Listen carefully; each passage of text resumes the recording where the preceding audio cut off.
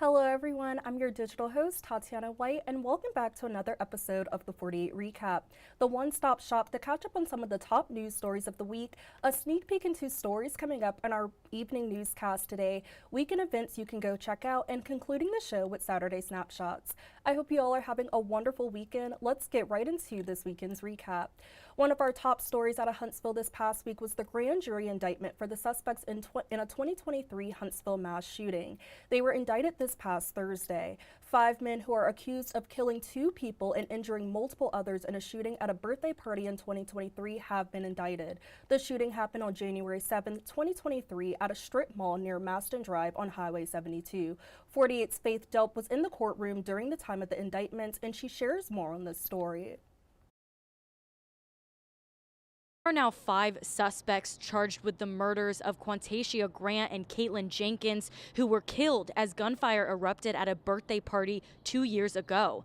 Madison County deputies say that 11 people were shot at the event center on Highway 72 where the party was being held. This is video from the scene very early that day. The shooting happened around midnight on January 7th, 2023. Investigators arrested 5 suspects at the time, 3 unnamed juveniles and 2 adult suspects, Ashton Elliott and DeMarcus Thompson.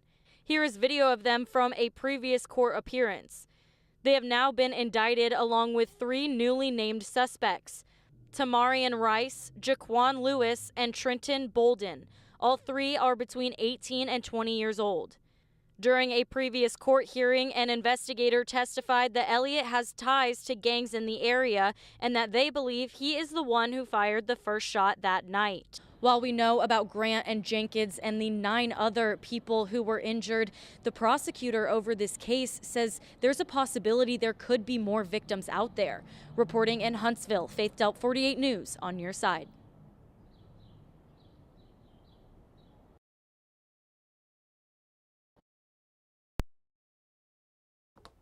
Thank you, Faith. And staying in Huntsville, a man was sentenced in connection to the death of a 4-year-old boy. Nicarius McConico was sentenced to 12 months in the Madison County Jail. McConico was staying with the Auschlager family last year when 4-year-old Caden Everson found McConico's gun and accidentally shot and killed himself.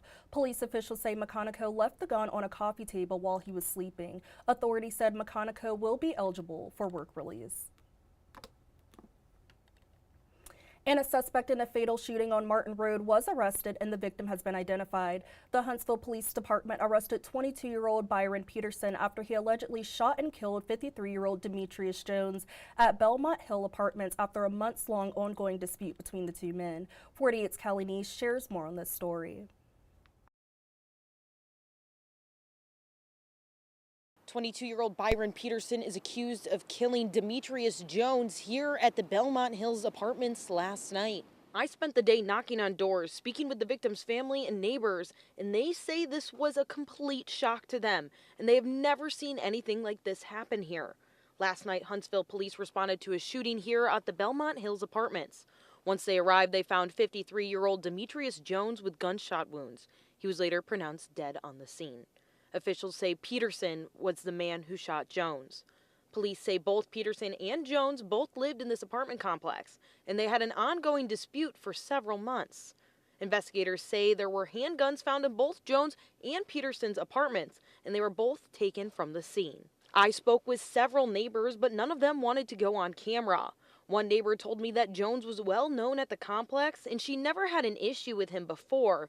And when the police arrived, they blocked off the entrances to the complex and asked her to go back into her apartment. Another witness told me she saw the 2 arguing last night, moments before shots were fired, but could not tell what they were arguing about. Investigators arrested Byron Alexander Peterson in connection to the shooting death of Jones. Peterson is now facing murder charges and sits in the Madison County Jail without bond. This shooting is still under investigation. Reporting in Huntsville, Callie Neese, 48 News, on your side. Thank you, Callie. Advanced weapon detection systems are going to be added to elementary schools within Huntsville City Schools. 48's Noah Cowell shares more on this story.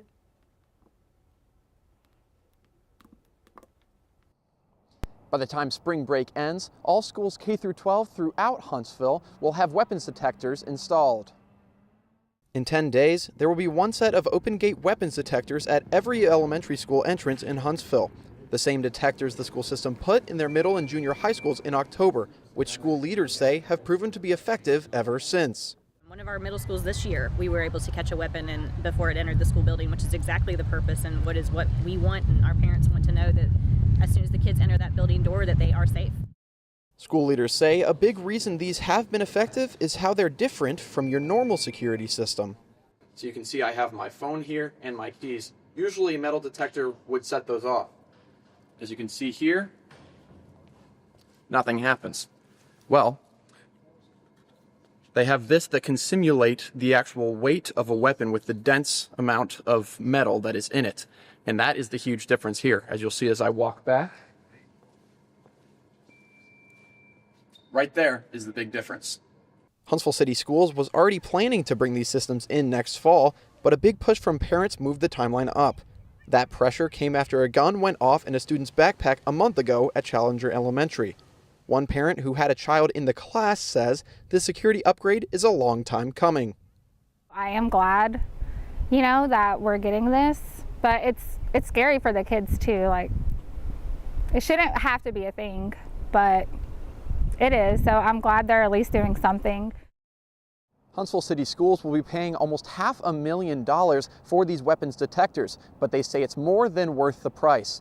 They're also considering a clear backpack-only rule to be brought into this school system to ensure kids are as safe as possible. Reporting in Huntsville, Noah Cowell, 48 News, on your side.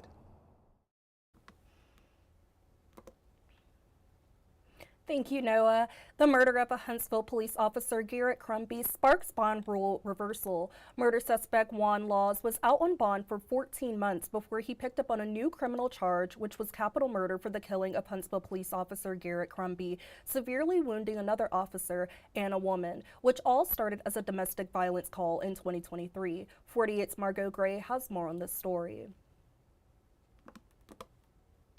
14 months out on bond. That's all it took for Juan Laws to pick up a new criminal charge. Capital murder for the killing of Huntsville police officer Garrett Crumby, severely wounding another officer, and a woman, which all started as a domestic violence call in 2023. Just 14 months prior, he was released on bond for shooting and injuring 2 other people near the Goodyear in downtown Huntsville. Those cases would serve as an important catalyst for change and would bring another issue to the surface. And around the same time as Officer Crumby getting killed, we also, as a state, did away with the pistol permit requirement. And previously, if you were on bond for almost any felony, that affected your ability to obtain a pistol permit. When we abolished the pistol permit, it took away that check on people's criminal activity. The Madison County District Attorney's Office, along with Assistant DA Emily Carroll, discovered another issue left over from the COVID era. Suspects were given minimum bonds to alleviate crowds in the jail. That was totally appropriate during that time, but that's not a habit we needed to maintain. And we just didn't realize that that was still going on, or how we even got there, until we started asking questions. Those questions led to one answer: a bond rule reversal, now slapping every accused criminal with the maximum bond allowed for any crimes involving guns or knives. Previously, because their bonds were so low, we couldn't even catch them, and they could reoffend before we even got their first case on our desk. And if police or deputies come across a suspect committing a new crime, they call me at 10 a.m. or at 3 a.m. and they say, Emily, we can see this charge. Do they have a firearm condition on their bond? And I have the ability to look that up anywhere I am on my phone. And if they do, then we do an immediate hold on them. To Carol, this is about keeping the community safe. In my opinion, we're preventing future crimes. In my opinion, we are limiting these people's ability to walk back out the doors of the Madison County Jail and go commit another crime.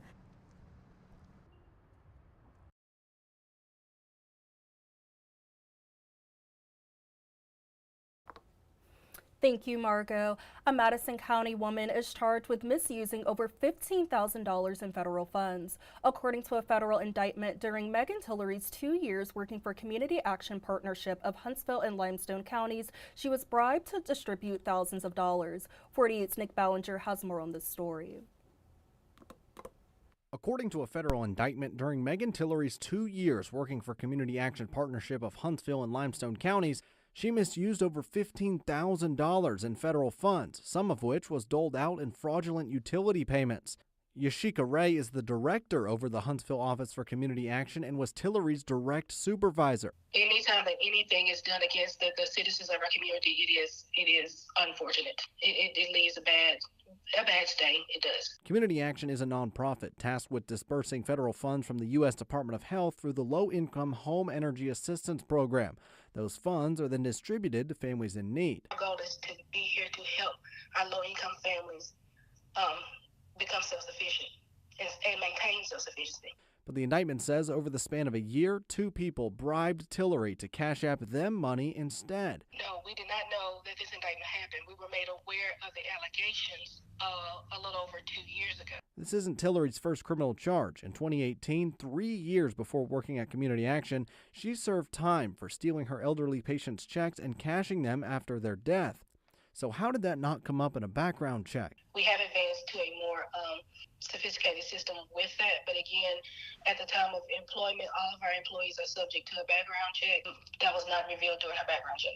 All it takes to find that arrest is a quick Google search that leads to a WAFF article. Ray says when investigators first started raising questions about Tillery 2 years ago, that's when she stopped showing up to work.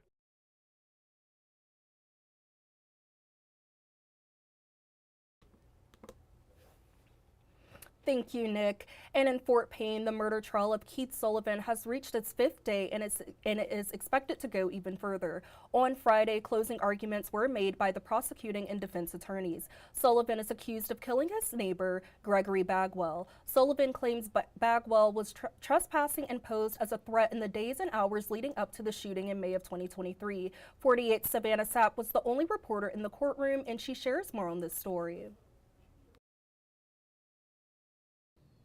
Liz, several people watching this trial today say they were surprised when the defense announced that they would not be calling any witnesses to testify.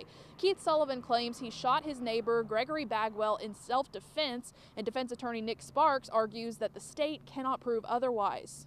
Prosecutors finished presenting their case with 2 witnesses from the Department of Forensics. The medical examiner revealed Bagwell's cause of death was multiple gunshot wounds to the back, abdomen, neck, and forearm. A forensic scientist testified that Bagwell did not have any drugs in his system when he died. As the prosecution wrapped up, defense attorney Thomas Kenneth made one more motion to have the case dismissed, asking the judge to, quote, unburden Sullivan and the jury from this trial. He claimed the state failed to prove Sullivan's actions in shooting Bagwell were, quote, unreasonable. The judge denied that motion and the defense rested shortly after.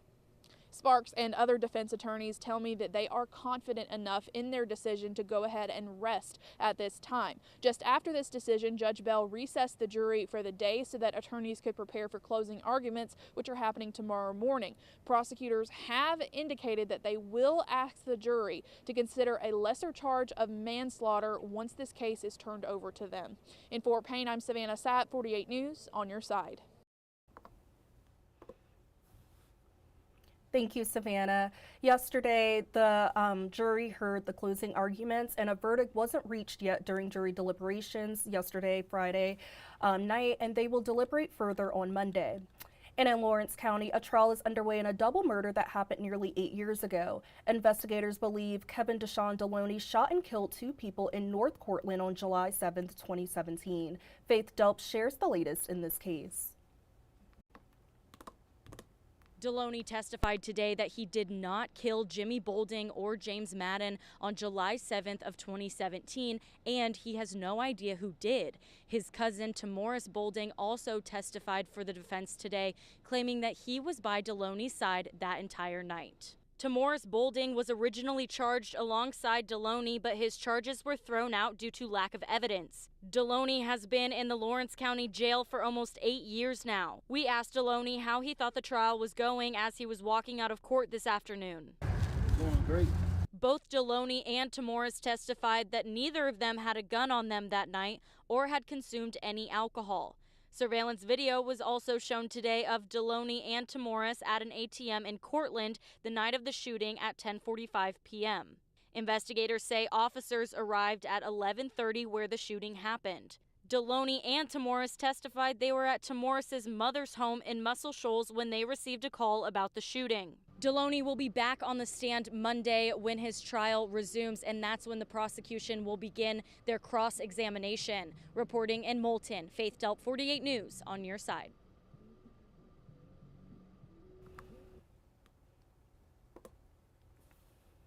Thank you, Faith. And a man is shocked and confused a day after his longtime friend was arrested and charged with sexually abusing a child. According to the Limestone County Sheriff's Office, 72-year-old Nikki Van Davis was arrested Tuesday after an investigation revealed he may have sexually abused multiple children, some as young as 2 years old, across the past couple of decades.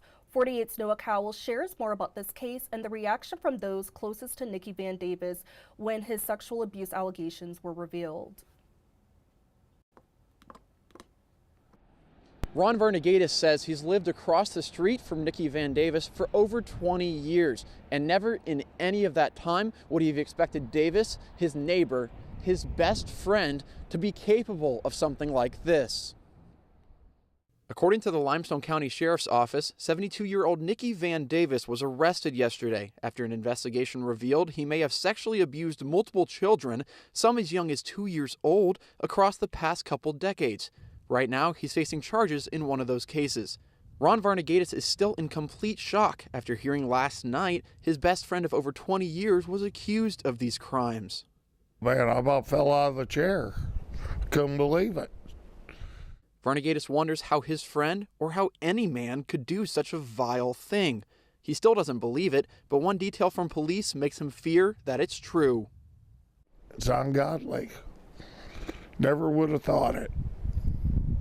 But him running confused me too. If you weren't guilty, you wouldn't run. Varnigatis says as far as he knows, Davis was never married and didn't have any children. The Limestone County Sheriff's Office didn't have any additional comment on the case today, but they did urge anyone who knows anything about the case to come forward. Reporting in Athens, Noah Cowell, 48 News, on your side. Thank you, Noah. And new interim chief of the Decatur Police Department, Natus Carlisle Jr., started his new position after former Chief Todd Pinion stepped down after weeks of outcry over the police shooting death of Steve Perkins. 48's Callie Neese sat down with Carlisle to learn more about his goals for improvement in Decatur. Let's take a listen. Just last week, Carlisle was excited to take on the position of Decatur's interim chief of police. He mentioned that he might want to keep that position permanently, but after just 1 week on the job, his thoughts have changed. I don't know if I want to stay.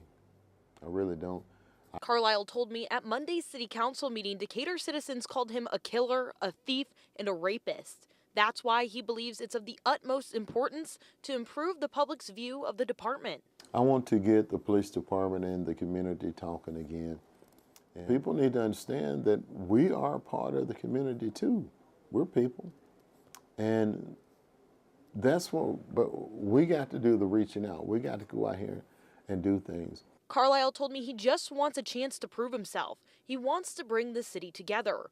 Carlisle told me he has tried to bridge the gap between the Steve Perkins protesters and the police department, but he's struggling to get group leaders to sit down with him for a conversation. Though Monday's meeting was tough, he is still holding his head up high. That's just noise. That's all that is. It's just noise. And I'm not worried about that. Carlisle says he knows that the community will never agree on everything, but wants to keep the peace. We may not agree on everything, but we can still talk, and we don't have to holler and fuss and throw stuff and threaten and all that. That's just crazy to me.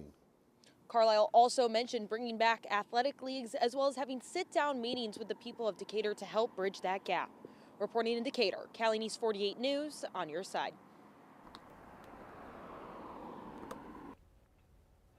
Thank you, Callie. And staying in Decatur, the mother of a teen who was killed outside of a barbecue restaurant in Decatur last month speaks out. 48's Nick Ballinger has more on this story. A month has gone by since 18-year-old Deshaun Lewis was shot and killed outside Decatur's Nash Barbecue on 12th Avenue. For his mother, Bianca Harris, the pain of losing her son is constant. It's a pain like that people say that you get over. It gets better by the day. It doesn't get better by the day for me. In this exclusive surveillance footage, you can see the moments that led up to Lewis's death. His accused killer, just 17 years old. It's teen gun violence like this that Decatur's interim police chief Natus Carlisle says has to stop. It's pretty sad, and that sort of thing affects a lot of people. Mainly the families, but both sides of the family. It just hurts. It's a pain that I don't wish on my worst enemy. Deshaun was my best friend. When I had surgery, he was there with me. Every day, he didn't leave my side for 2 months. When I look at his brothers and sisters, it hurts because, you know, he's like a hero to them, you know? Harris says her son was just days away from starting his first job. He even mowed lawns in his spare time to save up money. That was his first night ever going to the nightclub. She says her son and his underage accused killer should have never been allowed inside Nash's in the first place. I guess he felt comfortable because everybody else there was kind of young. I have been in there with minors. I have literally seen kids outside of the club fighting, and the security just there. Chief Carlisle says stopping teen violence takes more than just teens. It's got to be a multifaceted approach to it that involves law enforcement, schools, families, and the community.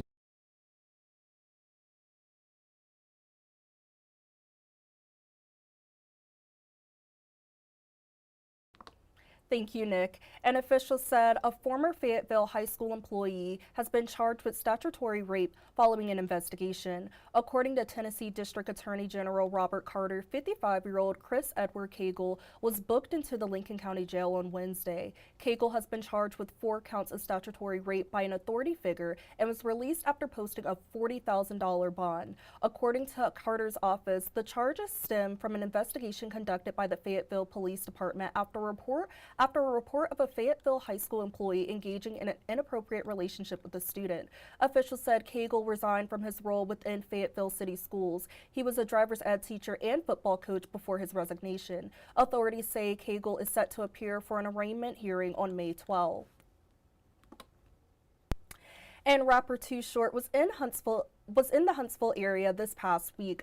Over the years, Spokes and Vogues, which is a custom car building shop here in Madison County, they have done custom car work for several celebrity cars, including 2 for hip-hop mogul Snoop Dogg.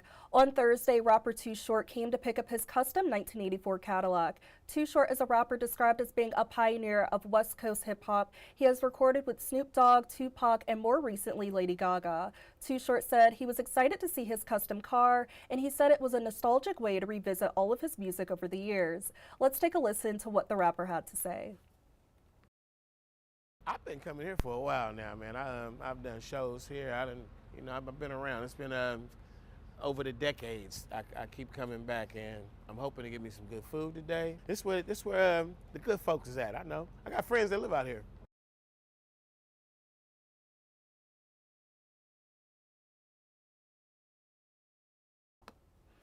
Yes, that's awesome. I'm looking forward to seeing what other legends Spokes and Vogues work with in the future. And coming up after the break, the latest on President Trump's executive orders, developments on tariffs, Casey Anthony making her way back into the spotlight, new developments in the Idaho murders case, fun events to look out for in the Huntsville area this weekend, all that and more when we come back.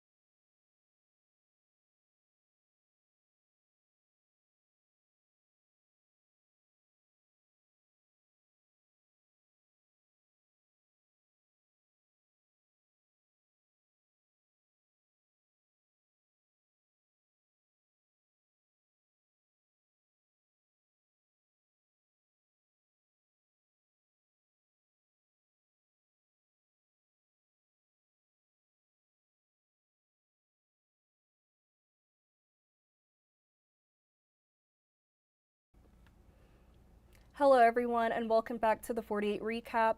In national news, President Trump has signed an executive order requiring a mandatory death penalty for anyone who murders a police officer, and he asked Congress to pass that policy into law during his speech to Congress this past Tuesday.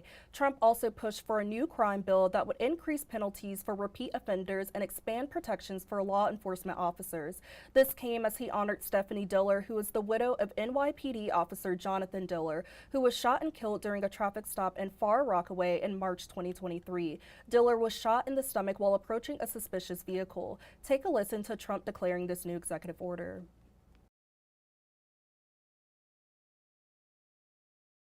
I've already signed an executive order requiring a mandatory death penalty for anyone who murders a police officer, and tonight I'm asking Congress to pass that policy into permanent law.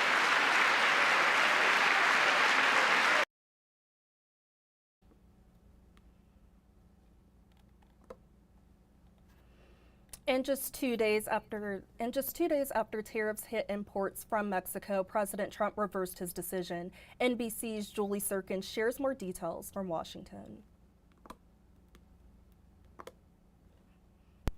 More than 16. We have more oil and gas. President Trump once again changing his stance on tariffs, announcing that most goods from Mexico and Canada will be exempt, at least for the next month.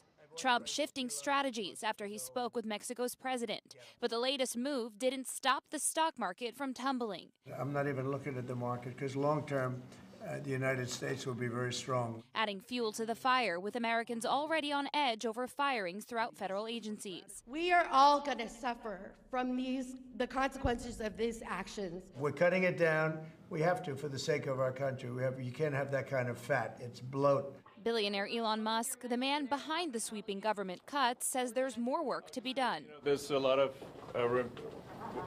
opportunity to improve expenditures in the government. Huddling with Republican lawmakers on Wednesday to explain the Department of Government Efficiency's actions and mitigate fallout. The Veterans Affairs Secretary telling workers to expect a 15% cut in workforce. And one GOP lawmaker confronted Musk, telling me, So there's a lot of angst going right now because people don't understand what's going on.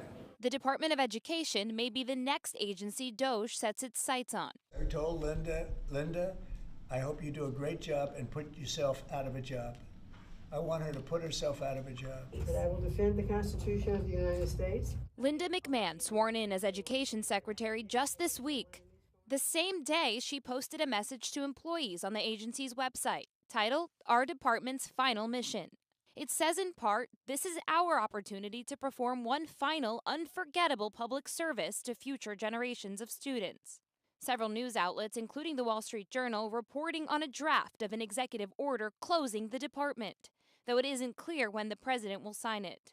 The head of the National Education Association issuing a statement on the report, writing, We won't be silent as anti-public education politicians try to steal opportunities from our students. According to a report from a global outplacement firm, more than 172,000 jobs were lost in the month of February alone. That's the largest total since the pandemic during President Trump's first term. In Washington, Julie Sirkin, NBC News. And more than a decade after she was acquitted of murdering her 2-year-old daughter in a sensational trial that made national headlines, Casey Anthony is back in the spotlight this morning, joining social media for the first time.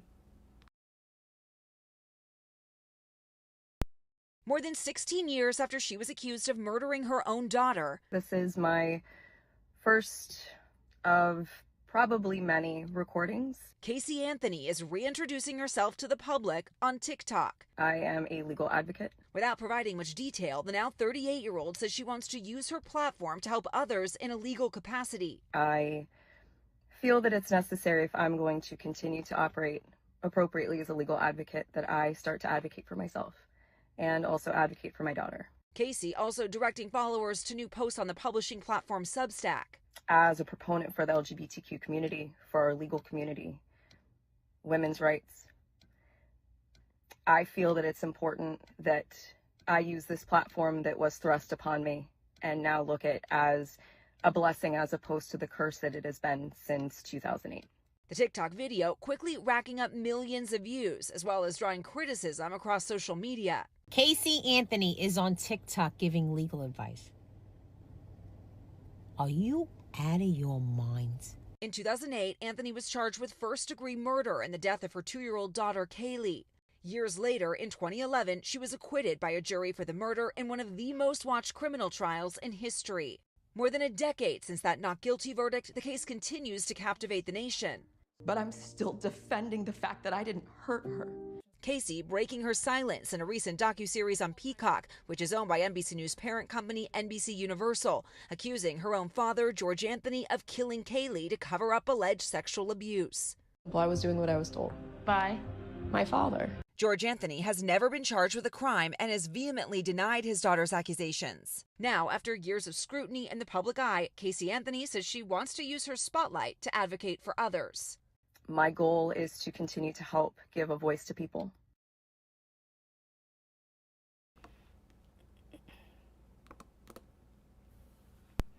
And there are new developments in the Idaho murders case. Brian Koberger is the man accused of stabbing 4 Idaho college students to death in 2022. Students Madison Mogen, Kaylee Gonzalez, Xana Kernodle, and Ethan Chapin were all victims of this brutal murder. New evidence came out this week showing that Mogen had a 3-person mixture of unknown DNA found under her fingernails. 2 hypotheses were looked at. One is that the DNA belongs to Madison Mogen, her best friend Kaylee Gonzalez, and one unknown unrelated person. The other is that the DNA belongs to Mogen and 2 unrelated individuals. Text messages from the 2 surviving roommates who were in the home at the time of the murders were also revealed this week. According to court documents released on Thursday, the 2 surviving roommates texted each other that morning about a masked man in the house. One roommate texted after 4 a.m. on November 13th, 2022 that they were freaking out about possibly seeing a man in the house wearing what appeared to be a ski mask. The messages also said the roommate had tried calling their other roommates, but none of them had answered their phones. One of the survivors identified by the initials DM in court documents told the surviving roommate, identified as BF, that no one was answering calls and that they were really confused. Brian Koberger is charged with 4 counts of murder in the deaths of Ethan Chapin, Xana Kernodle, Madison Mogen, and Kaylee Gonzalez. A judge has entered a not guilty plea on Koberger's behalf. His trial is scheduled for later this year.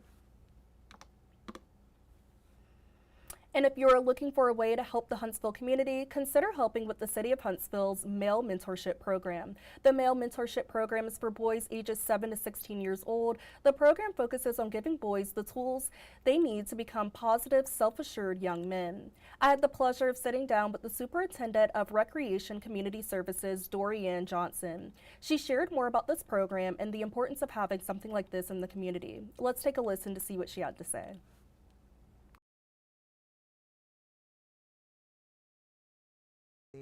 The Male Mentorship Program, we like to call it the Male Mentorship Experience, because that's our whole goal when we started the program, was to provide a dynamic experience.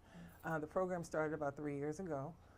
We were fortunate to get a grant for $70,000 from NRPA about 2 years ago to facilitate the program. And we started out with about 50 boys, and now we have enrolled 75. But we can maybe have 45 to 50 to show up consistently. Again, it's for boys 7 to 16. We do everything from build solar cars, build solar houses. We do etiquette training annually, which is always a treat. we do tie-tying classes, and more importantly, it's a group mentorship program. So it's never one-on-one. We cover a variety of topics. Like this past weekend, we covered real friends, real choices, where we talked about the importance of choosing friends wisely. And we partner with other organizations to facilitate these sessions. We actually partner with the Housing Authority. Mr. Fred Woodlow actually led that session last weekend. It was amazing. So again, we are a group mentorship program. We do meet once or twice a month, depending on the activity. It is free. This year, we only charge a $25 registration fee, but all the activities are free. And it's just been an amazing experience. And we actually start registration normally in July. We kick off in September, and we go all the way to May. So we go incoherent with the school year, which is really, really good. And it's led by 2 dynamic employees that I have. That we call them program coordinators, but they're actually our recreation administrative coordinators, but they facilitate the program before us, and it's Tony Lamar and Brian Wilson. They actually facilitated an MLK clinic this past couple weekends ago. And it's just been going amazing. You know, I could not have imagined that it would grow like it's grown. I'm really grateful for the support that I've received from the city, and in particular the Director of Park and Recreation. So it's been going really well. Yes, it was so great talking with Dorian and getting to know about this wonderful program. And to hear more about this program, the full 48 Now interview will be available to watch on our website at WAFF48.com under the Digital Shows tab in the next few days. And if you are in the Huntsville area, visit huntsvilleal.gov and search for the Male Mentorship Program to learn more information and to sign up to be a male mentor or mentee. And also March is National Nutrition Month, and I had the honor to sit down with the Rocket City dietitian Rachel Brown, and she shared healthy nutrition tips and advice on wellness and taking care of your body through what you eat and exercise. Let's take a listen to some of the advice she gave on the top 3 ways to manage your health. I think it's 3 main things: diet, sleep, and stress. So if we're thinking about diet, the easiest way I would start someone out is think about a plate, like a 9-inch dinner plate. If you make half of your plate fruits and vegetables with a 4th protein and a 4th grains, that's an easy way to structure your meal. We want to have the concept of more. So instead of, I can't have this, I can only have this much, we want more. More color, more fruits, more vegetables, more, variety, more spices. And the mindset shift of more, not less, is game changing when you think of that. Thinking about sleep, you want to prioritize sleep, good quality sleep too. And so a lot of people don't have a sleep routine. So if you can just take this week and take 30 minutes, go to bed 30 minutes before normal, and then just work on that for a month. And if you need to up it to an hour before you normally go to bed, depending on when you go to bed, that can help. And then finding something that's stress relieving, that's healthy for you, like listening to music, walking, calling a friend. Yeah, it was great talking with the Rocket City dietitian. She is absolutely wonderful, and I loved hearing her insights on how to live a healthy and thriving life. And to hear more of her wellness advice, the full 48 Now interview can be watched on our website at WAFF48.com under the Digital Shows tab. And if you are in the Huntsville area, be sure to pay her a visit. And a few stories to look out for coming up in our evening newscast. Lauderdale County officers arrested 7 people for allegedly selling THC vapes to minors, according to the Lauderdale County Sheriff's Office. Authorities said they received several phone calls over the last few months from parents of school-age children, government officials, school resource officers, and others with concerns of minors using, abusing, and overdosing on THC vapes, leading to the arrest of 7 people at multiple different locations on Friday for selling vapes to minors. And a 48 News breaking update, a Kentucky man accused of having a sexual relationship with a Florence teen faces more rape and sodomy charges in Colbert County. 43-year-old Justin Edward Stevens was accused of traveling to Alabama to check a teenager out of a Lauderdale County public school, have sex with her in a Muscle Shoals hotel, and then returned her to school in October 2024, according to sheriff's records. A Colbert County grand jury returned an 8-count indictment on Friday, charging Stevens with multiple counts of rape and sodomy. And a man was arrested today in Lauderdale County on arson charges. According to the Lauderdale County Sheriff's Office, authorities said the Central Volunteer Fire Department requested Lauderdale County deputies and investigators to respond to a structure fire on County Road 5 in Lauderdale County. Upon arrival, deputies said they were informed by firefighters that they witnessed a man later identified as Bradley Christopher Harvey at the scene of the fire, and then he ran into the woods as they approached. Deputies detained Harvey for questioning. After speaking with eyewitnesses, investigators learned that Harvey had allegedly threatened a family member earlier in the day that he would burn his house down. After the investigation, Harvey was placed under arrest. Harvey is currently being held without bond at the Lauderdale County Detention Center. And the Defense Department's recent travel freeze is increasing Decatur barge delays. According to shipping officials, a U.S. Department of Defense ban this week on non-essential travel and a freeze on government credit cards is causing critical backups of barges used by Decatur Industries to get worse. According to WAFF 48's newspaper partner, the Decatur Daily, an issue is the ongoing repairs to Wilson Lock on the Tennessee River in Florence by the U.S. Army Corps of Engineers, which is part of the Defense Department. The repairs are scheduled to be completed in mid-June. The lock has been out of service since September, and there is now a 20-day wait for barges to travel through a much smaller auxiliary lock. Tune into our evening newscast to hear more details on all of these stories. And if you're in the Huntsville area this weekend, there are many events happening in the area that you should check out. Straight to Ale Brewing is hosting a Life and Looks market from 4 p.m. to 8 p.m. today. They are planning on hosting this market every second Saturday of this month. This is an afternoon filled with local shopping and craft brews.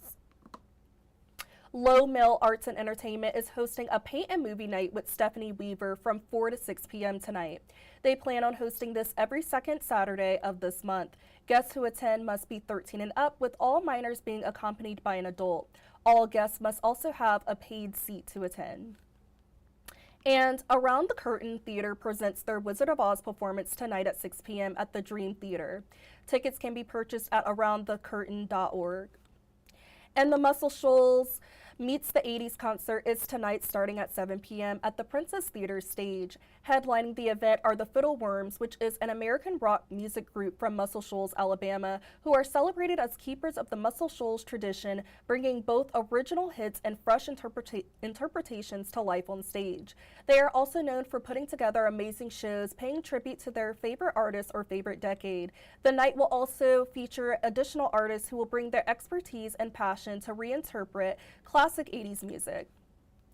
And earlier this morning, Huntsville native Tiffany Draper hosted her Brunchella event in honor of International Women's Day. This was a bit of a pre-event before the Women's Expo, which is a 4-day event from Thursday, March 27th to Sunday, March 30th. I had the pleasure of sitting down with the founder and executive director of the Women's Expo Huntsville, Tiffany Draper, to talk about her journey with creating the Women's Expo and preparing for this 5th annual expo later this month. Let's take a listen to what she had to say. Just take away the fact that there's being things that are created for us, right? That you don't have to sit at home and face your drama or trauma alone, that there are people who want to genuinely help, that there are people who are concerned, that there are some people who are a soft place to land, right? And some of us don't have that, right? Especially if you're an implant in Huntsville, if you're new, you don't really know a lot of people. I want to create this space that's open, like, oh, you can come and sit with us, right? It's fine. The water's cool here, right? So. Just take away the fact that yes, it was so great talking with Tiffany Draper and just hearing her story and more about the Women's Expo.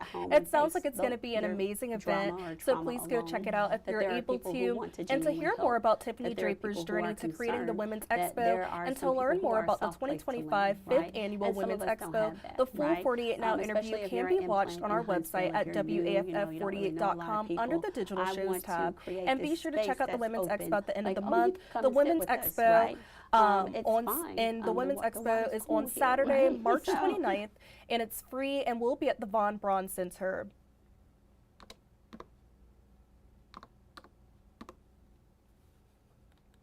The other events the week of the expo include the Women's Expo Mixer, the Worship Night Experience, and the Farewell Brunch, and those are paid ticketed events which can all be purchased on the Women's Expo website at thewomensexpohsv.com.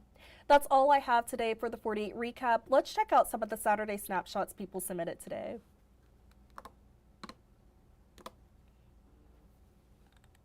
So we have one photo submitted today by CJ, and they said, quote, wavy clouds above Pulaski. I love this photo so much. I love all things weather and clouds and all of the great things that happen within the sky. So this is so unique and such a cool photo. So thank you so much for submitting this. And that is all I have as far as Saturday snapshots today. I hope you all have a fun and safe Saturday. Thank you all for tuning into the 48 recap. Don't forget that daylight savings time begins tonight. So remember to move your clocks forward by 1 hour and enjoy some more sunshine as we spring forward. I will see you all back here next Saturday, and I hope you all have a great rest of your weekend.